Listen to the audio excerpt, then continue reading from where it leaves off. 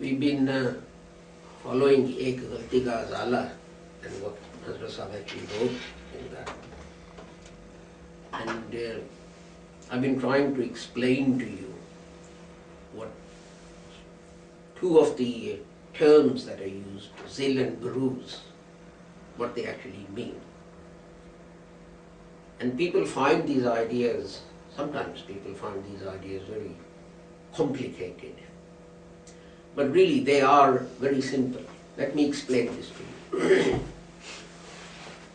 You get up in the morning and your room is in the dark. Can you see anything? No, you can't. So the first thing you do is you switch the light on. Then once you switch the light on and you go and stand in front of the mirror, you can see yourself. You can see your reflection.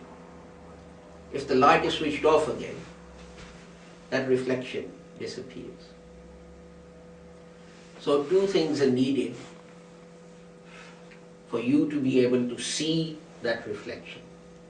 One, the light, and two, the person that stands in front of the mirror. For example, if the light is on and you move away from the mirror, would there be anything in the mirror? There would be nothing in the mirror. Yes? Well, a scientist would say that my saying yes is not correct because I don't know what's in that mirror. Now let's take, this is the reflection or buruz. There is, the other term that I use is zil. Well, Sufis use that, and Hazrat Sahib has used it. Now let me ask you, when you go outside and it's cloudy or dark, do you have a shadow? You don't have a shadow. But when the sun comes out and you're outside, there is a shadow. But if the sun is out and you come in, again there is no shadow. Again, two things are needed. Light and a person. The point I'm trying to make is this, that the person I'm talking about is the example of Holy Prophet Muhammad sallallahu alaihi wasallam. If God's light hadn't shone on the Holy Prophet Muhammad, he would not have become a prophet, he would not have been able to guide us. So although the light would be there, that guidance wouldn't be there because the person is missing.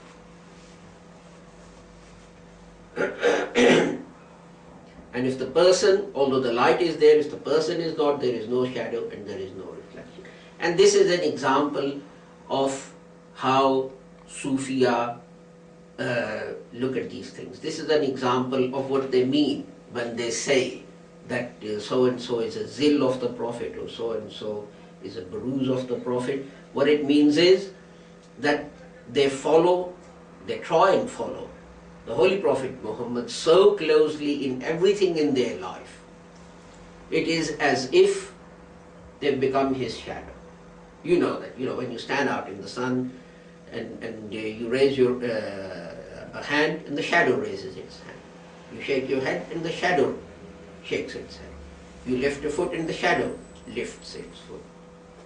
Or for example, when you see your reflection in the mirror, the same thing happens. And this person, he tries to do exactly the same thing. When Hazrat Sahib used these terms, it wasn't that he was making lots of different claims, as people sometimes say, that he said, Zilli Nabi and Buruzi Nabi and this claim and that claim. They weren't different claims. All he was trying to do was to try and explain his one claim in different ways to different people so that they might understand. So Zil and Buruz are exactly like I've sort of explained to you, but these two concepts are combined together in something called the concept of fana. which Sufis use. They say there are three stages to fana: fana fi shaykh, fana fi rasul, and fana fillah. And what they mean by this is, and by fana they say, is not meant physical death. What is meant by fana is the death of your personality. Your personality, your desires, your wishes, your dreams are not what matters. The question you ask is, in this situation, what would the Holy Prophet Muhammad? Well, in the first stage, which is fana fi shaykh, you have a spiritual or religious leader. The first thing you would ask is, what would my spiritual leader want me to do? And you do that. And once you have achieved that status, then the next status to that is fana fi rasul, because your shaykh, your spiritual leader, was probably fana fi shaykh. He would have said, what would the Holy Prophet Muhammad sallallahu alaihi wasallam want me to do in this situation? And then you strive for that. And once you got to that stage, then the question you ask is, what would God want me to do in this situation? And once you start doing that, then you attain the status of fina fillah. And that is that your own personality has been totally destroyed or negated or killed or subsumed into the personality that we're talking about. If you're fana fi shaykh, your personality has been subsumed into that of your spiritual leader. If you're fana fi rasul, then the same thing with the Holy Prophet Muhammad sallallahu alaihi wasallam. Another way to put it is the way it's put in the Holy Quran, and that is that color yourself in God's colors. You take on the colors of that person, and you hear about in fact, I mean, you see this, don't you? You see this on television. You know, the people who are fans of a rock star or a film star or someone, their walls are lined with their posters. They dress in exactly the same way as that film star or rock star does. They cut their hair and color their hair in exactly the same way. Or you see these people, you know, who try and they say they're, you know, Marilyn Monroe or Prince Charles or Prince William or whatever, and when they appear on television and you look at them, you can't tell the difference. The other day they had a person who goes about and you know acts like Prince William, and they asked him, did you actually speak like this when you started your career mimicking Prince William? And he said no.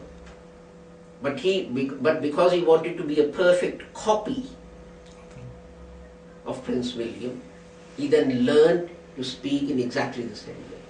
And his tone and his accent and everything was exactly the same. And so this concept is all around us. This concept is in show business. So I don't understand why people find it very hard to understand this concept. And these Sufis, they do exactly the same thing. These girls and boys, they love whoever it is, some rock star or film star, and they try to be exactly like them. Those people are their role models. And you notice, even in their behavior, they try and follow them.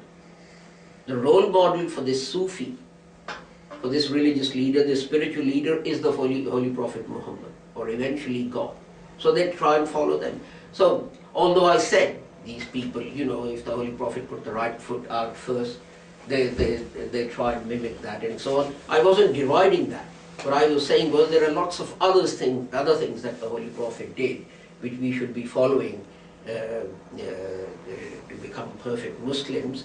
But these people are doing exactly the same thing. And this person that who went and learned to talk like Prince Harry, the Holy Prophet put his right foot outside the house first. We must do that. The Holy Prophet did this, so we must do that. And they want to become just like him. just like this guy was trying to become like Prince William. So if we look around us, it's not that hard a concept.